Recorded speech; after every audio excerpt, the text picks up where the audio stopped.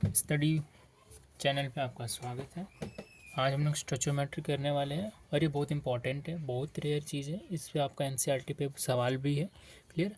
तो मैं उस सवाल को भी करके दिखाऊंगा और आपको स्टोचियोमेट्री इजी लेवल पे बहुत अच्छे से एकदम समझा दूंगा और गारंटी आप समझ भी जाओगे अगर अच्छे से देखें तो।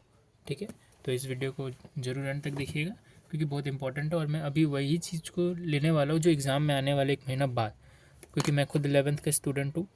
आप मैं आपका मार्कशीट भी डाल दूंगा, अगर मैं रिज़ल्ट आया तो रिज़ल्ट आने टाइम मैं अपना मार्कशीट भी डाल दूंगा, देख लीजिएगा। मेरा हर एक बात और क्वेश्चन भी आएगा तो मैं दिखाऊंगा कि मेरा बताया हुआ सारा चीज़ आया है एग्ज़ाम में और ये इधर से क्वेश्चन आती है 100% ज़रूर आता है यहाँ से क्वेश्चन। 11th में 12th में दोनों से आते, तो ये अभी 11th का स्टोचियोमेट्री बहुत इम्पॉर्टेंट है, वेरी इंपॉर्टेंट मान सकते हैं। क्लियर? तो चलिए स्टार्ट करते हैं। पहला स्टार्टिंग के पहले हर एक क्वेश्चन में अगर ऐसा हो कि इसमें कंबंसन लिखा हो, जिसमें कंबंसन लिखा हो उसमें एक यूज़ होता है। कंबंसन जहाँ भी लिखा हो ना, मैं एक दिखा रहा हूँ, CH4 plus O2 CO2 H2O, ये लिखना इम्पॉर्टेंट है। इसी से हर एक कंबंसन का क्वेश्चन बनता है। अब इसको सॉल्व करते हैं। हर एक 11th में, IIT में, जेई में, कहीं भी नीट में, इसी से कंबंसन में हर एक यही चीज़ें सबसे इम्पॉर्टेंट है, याद रखना पड़ता है। ठीक है, सबसे इम्पॉर्टेंट है ये, इम्पॉर्टेंट है एकदम 100% इम्पॉर्टेंट है ये स्टोचियोमेट्री सही में। क्लियर? अब इसको ये ड्राइव कर लेते हैं, सबको इक्वल कर लेते हैं। पहले यहाँ 2O2 हो जाएगा, यहाँ 2H2 हो जाएगा और सब तो क्लियर है। चलो ठीक है, और सब क्लियर है। अब यहाँ पर करना है, देखो CH4 2O2 CO2 2H2। Clear? सबका पहले लिखेंगे 1 मोल।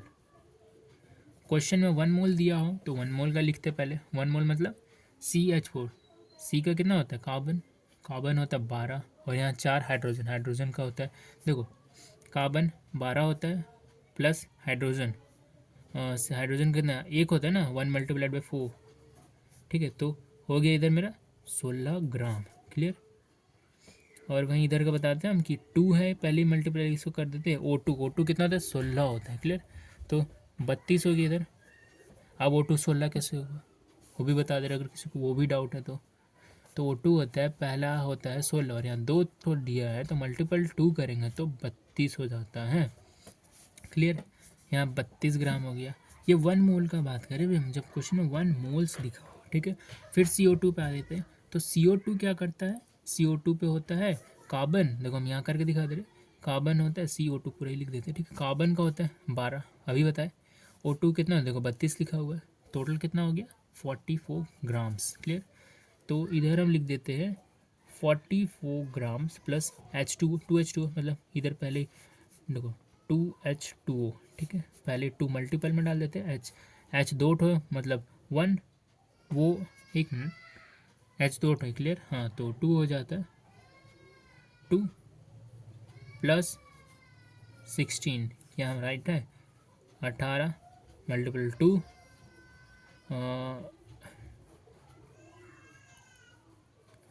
1 मिनट। हाँ हम लोग सही कर रहे थे, ठीक है, हम लोग सही कर रहे थे। वो मुझे लगा शायद मिस्टेक कर रहा था मैं। ठीक है, देखो सही कर रहा था मैं। देखो इधर 2 हो जाएगा प्लस में 16, तो यहाँ तो 2 मल्टीपल 18 हो जाएगा तो 36 ग्राम हो जाएगा। क्लियर है? हम लोग सही कर रहे थे। ठीक है, तो यहाँ 36 ग्राम लिख देते। क्लियर? ये हो गया अपना डेराइव्ड। ये सिर्फ और सिर्फ 1 मोल के लिए है। अगर क्वेश्चन पूछता है कोई एनसीईआरटी का क्वेश्चन है, कि एनसीईआरटी का क्वेश्चन है, देख लीजिए, मेरा गारंटी दे रहे वो वैसा क्वेश्चन ना एग्ज़ाम में आ चुका है। ठीक है, देखो मैं दिखा दे रहा हूँ क्वेश्चन कैसा आया था कि 1 mole of carbon, 1 mole of carbon is बर्nt in air, बर्nt in air. Clear? तो कार्बन मतलब बर्nt इन एयर कार्बन डाइऑक्साइड बनता है। 1 mole of carbon is बर्nt in air. ठीक है, कार्बन डाइऑक्साइड का पूछ रहे हैं इसमें, मतलब C+O2 is equal to CO2। 10th में पढ़ाया गया, अभी हम उतना एक्सप्लेन नहीं करेंगे, आपको पता होगा ये सिर्फ रिवीजन का है, तो आपको इतना कुछ जानकारी होना चाहिए। क्लियर। तो इसमें C मतलब 12 प्लस O2 मतलब 32 एंड CO2 हम लोग लिखा था CO2 इज़ 44 ग्राम्स। क्लियर। तो इधर मुझे पूछा 1 मोल ऑफ कार्बन, तो 1 mole of carbon is bond in air, तो ये आंसर हो जाएगा 44 ग्राम्स। और वो क्वेश्चन है वो भी दिखाएंगे। क्लियर। तो आगे एक बढ़ते फिर से सेकेंड मोल पे आते हैं, बट 1 मोल का और एक क्वेश्चन है एनसीईआरटी में, मैं वो भी करा देता हूँ कि 1 mole of carbon is burnt in 16 gram of dioxygen. Clear. 16 gram of dioxygen. Clear. तो 1 mole of carbon burn in 16 gram of dioxygen हम फिर से लिख देते हैं वही equation, C plus O2 is equal to CO2। Clear है। तो यहाँ 16 ग्राम का मतलब होता है, मतलब कार्बन को मेरे को लेना है 16 ग्राम्स, मतलब कि सॉरी कार्बन्स को नहीं, मेरे को O2 को लेना है 16 ग्राम्स। ठीक है। मेरे को डाई ऑक्सीजन लिखा हुआ है ना, डाई ऑक्सीजन मतलब 16 ग्राम ऑफ डाई ऑक्सीजन। ठीक है। देखो 1 मोल में क्या होता था, ये होता था 16 ग्राम, ये होता था 32 ग्राम, और इसको हम लोग 44 ग्राम से रिप्रेजेंट करते थे। बट यहाँ मुझे बोले 16 ग्राम ही ऑक्सीजन लेना है, मतलब हम यहाँ 16 ग्राम ऑक्सीजन लेंगे। ये 1 मोल था तब 16 ग्राम बनाता था, तब 16 ग्राम से वो 32 ग्राम ऑक्सीजन बनाता था। अब अगर मेरे को आधा लेने, मतलब ऑक्सीजन को आधा लेने बोल दिया है, तो हम कार्बन को भी तो आधा लेंगे। मतलब अगर 1 रुपया से 2 रुपया बन रहा है, अगर मेरे को बोल रहा है कि मेरे को ये 2 रुपया नहीं, मेरे को 2 रुपया नहीं, मेरे को 1 ही रुपया बनाना है, तो हम इसका हाफ लेंगे ना। हाफ रुपया से 1 बनेगा, तो 1 रुपया से 2 बनेगा। तो वैसे ही हम इधर करेंगे, अगर मेरे को 32 से उसका हाफ बोल दिया कि 16 ग्राम लेना है, तो हम इसका हाफ कर देंगे। इसका हाफ कितना, हम 0.5 ले लेते हैं। हाफ होता है ना 0.5, मतलब 1/2, इसको 0.5 बोलते हैं। क्या पता किसी लोगों को पता ना। और जीरो, इसका हाफ का मतलब 16 का हाफ कितना होता है, 16 का हाफ का मतलब होता है ये 6,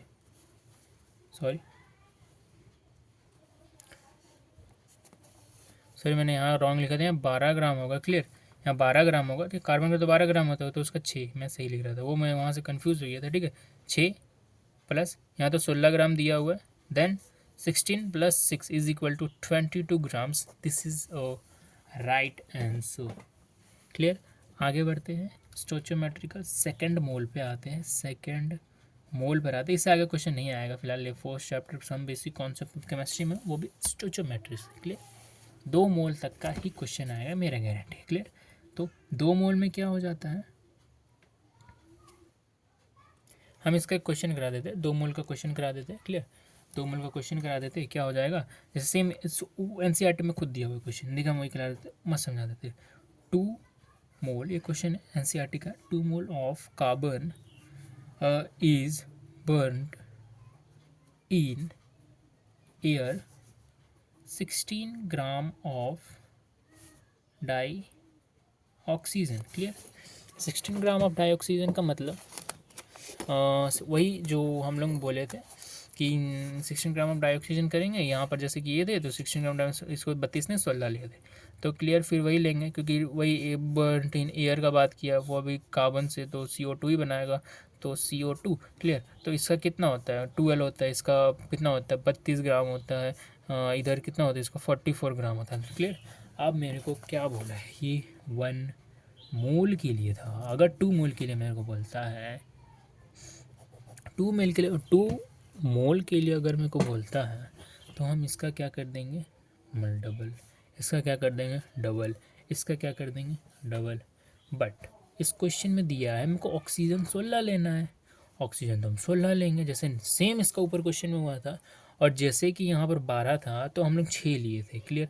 तो हम 6 भी लेंगे और इधर 16 भी लेंगे और इधर उसका 22 ग्राम भी लेंगे। बट यहाँ हो जाएगा, क्या होगा, यहाँ पर होगा इसका, क्योंकि मेरे को 2 मोल लेना, 2 × 6 प्लस 2 × 16 ग्राम्स, तो कितना आएगा मेरे पास 12 प्लस 16 2 जा 32 then 44 gram. This is answer. Clear है? ये क्लियर होना चाहिए, ठीक है। अब स्टोचियोमेट्री में देखो लिमिटिंग रिएजेंट होता है, हम लिमिटिंग रिएजेंट हम पूछ देता है, लिमिटिंग रिएजेंट पूछ देता है, ठीक है। लिमिटिंग रिएजेंट हम उसके बारे में बता देते हैं, ठीक है। लिमिटिंग रिएजेंट मतलब क्या होता है? क्लियर? लिमिटिंग रिएजेंट का मतलब होता है जैसे कि क्वेश्चन में दे देगा, क्वेश्चन का ही हम बता देते हैं कि क्वेश्चन में अगर दे दिया 3, हम लिख देते हैं लिमिटिंग रिएजेंट। लिमिटिंग रिएजेंट है 300 atoms of A plus 200 molecules of B। Question है ये सेम, हम एनसीईआरटी का ही बता रहे हैं, हम limiting reagent NCERT direct question से बता दे रहे हैं। क्लियर 100% हो जाएगा आप लोगों को, ठीक है।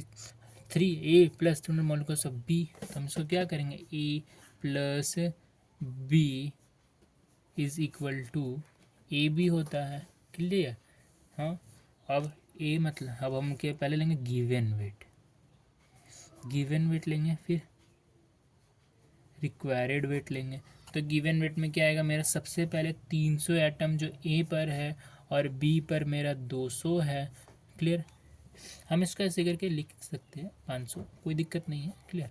बट 12th में ऐसा नहीं होगा, मुझे जहाँ तक आइडिया है उसमें तो डिफरेंट होता है। क्लियर? तो अब यहाँ से मेरे को देखना है, इसका काम भी नहीं है, ओके, इसका काम है भी नहीं, इसको नहीं ही करना तो ज़्यादा बेटर है।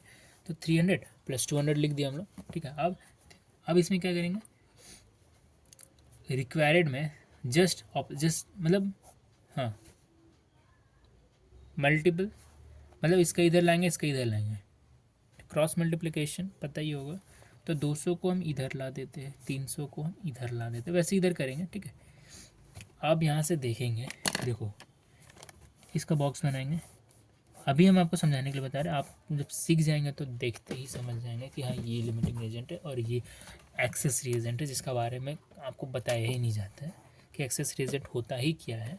तो वो हमें बता दे रहा हूँ कि देखो, जो जहाँ पर जैसे यहाँ 200 था फर्स्ट में और नीचे अगर ज़्यादा आता है, गिवन वेट कम और रिक्वायर्ड ज़्यादा रहता है, तो वो मतलब यहाँ बी है, तो B is limiting reagent, B is limiting reagent हो जाता है। और जहाँ गिवन वेट ही ज़्यादा होता है, रिक्वायर्ड ही कम हो जाता है, इसको एक्सेस रिएजेंट बोलते हैं, इसको एक्सेस रिएजेंट बोलते हैं। अगर एक्सेस रिएजेंट पूछ जाता है वो बता दीजिएगा, लिमिटिंग रिएजेंट पूछ जाता है वो बता दीजिएगा, ठीक है। एक्सेस रिएजेंट बुक में भी नहीं लिखा है, क्वेश्चन है ही नहीं एक्सेस रिएजेंट का, मैंने वो भी बता दिया। क्लियर हो जाना चाहिए, ठीक है। तो ये तो क्लियर है, सेम ऐसा दिया हुआ उसमें क्वेश्चन में एनसीईआरटी में गारंटीड आएगा, वहाँ से क्वेश्चन बना लीजिएगा, एकदम 99% चांस है, वहाँ से आता ही आता है क्वेश्चन। और मैं जो बता रहा हूँ वहाँ से ही आता है क्वेश्चन 100%। मेरा वीडियो से, हर एक वीडियो से एक ना एक क्वेश्चन तो आएगा उसी बेस बन के, यस उसी पे बेस बन के क्वेश्चन आएगा। और एक और चीज़ मैं दिखाना चाहूँगा, ये जो है सॉलिड से लिक्विड बन रहा तो मेल्टिंग बोलते हैं, लिक्विड से गैस बन रहा तो वेपराइजेशन बोलते हैं, एंड गैस से सॉलिड बनता है तो डिपोजिशन बोलते हैं, एंड सॉलिड से गैस बनता है तो सब्लिमेशन, एंड गैस से लिक्विड बनता है तो कॉन्डेंसेंस बोलते हैं, एंड लिक्विड से सॉलिड बनता है तो फ्रीजिंग बोलते हैं। क्लियर? तो ये यहाँ से क्वेश्चन आ सकता है, ठीक है, चांस है आ सकता है, ठीक है। तो ये ज़रूर कर लीजिएगा, हाँ ये बताया जाता है, ये इजी है, स्क्रीनशॉट ले लीजिए, कर लीजिए। क्लियर? तो आज के इस लेक्चर को यहीं पर एंड करते हैं, ठीक है। इस फर्स्ट चैप्टर से यहाँ से तो क्वेश्चन आने वाला है, आने ही वाला है, ये गारंटी है। क्लियर? तो ये सब जो मैंने बताया 2 बार बस रिवीजन कर लीजिए देख के, ठीक है। वो 100% आपका सारा डाउट क्लियर हो जाएगा। अगर डाउट है तो मैसेज करिए, मतलब कमेंट करिए। क्लियर? और अगर आपको क्वेश्चन बैंक चाहिए, बहुत इंपॉर्टेंट, यहाँ से गारंटी पकड़ता ही पकड़ता है, मैं खुद उससे पढ़ रहा हूँ। अगर उसका PDF चाहिए तो मुझे कमेंट में अपना नंबर दे दीजिए, मैं व्हाट्सएप कर दूँगा। क्लियर है? तो अलविदा, फिर मिलते हैं। धन्यवाद।